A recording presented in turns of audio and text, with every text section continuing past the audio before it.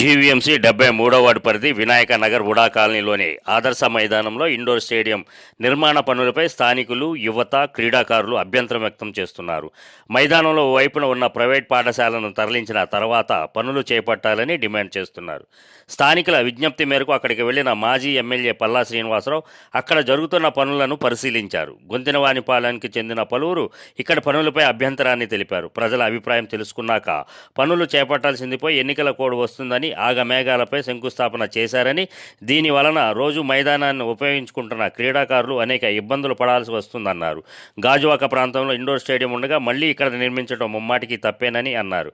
పల్లా మాట్లాడుతూ ఆదర్శ పాఠశాలను తరలించే ప్రక్రియ చేయకుండా ఇలా నిర్మాణ పనులు చేపట్టడం కరెక్ట్ కాదని, దీనిపై collector, GVMC commissioner, VMRDA vice చైర్మన్కు ఫిర్యాదు చేయనున్నట్లు తెలిపారు. భాజపా, జనసేన, తెదేపా నాయకులు బలగా బాలు, సిరసపల్లి నూకరాజు, రౌతు గోవిందు తదితరులు పాల్గొన్నారు. ఎవరికి చెప్పా పెట్టకుండా ఆగమేఘాల మీద కట్టాల్సిన పనే ఉంది.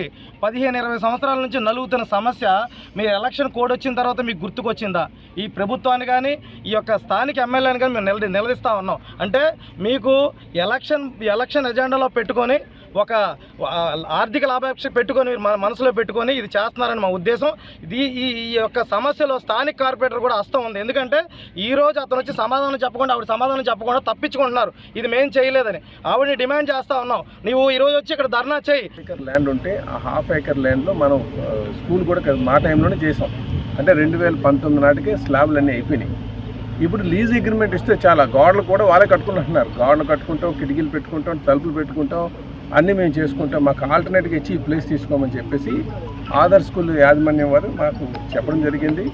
ఇప్పుడు చేయాల్సిందల్లా ఒకటే, ఈ ల్యాండ్ తీసుకొని ఆ ల్యాండ్ ఆ ప్లేస్ ఇవ్వాలి. ఈ బిల్డింగ్ తీసుకొని ఆ బిల్డింగ్ ఇచ్చుకొని ఇది 5 acres స్క్వేర్ ఫీట్ వస్తుంది.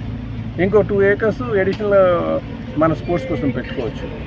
అవేమి చేయకుండా ఆదర్శ స్కూల్ని షిఫ్ట్ చేయకుండా ఎందుకు ఈ ఆగమేఘాల్లో ఎలక్షన్ కోడ్ వచ్చిన తర్వాత స్టార్ట్ చేస్తారో అర్థం కావట్లేదు. దీనికి సమాధానం చెప్పాలి అందరూ.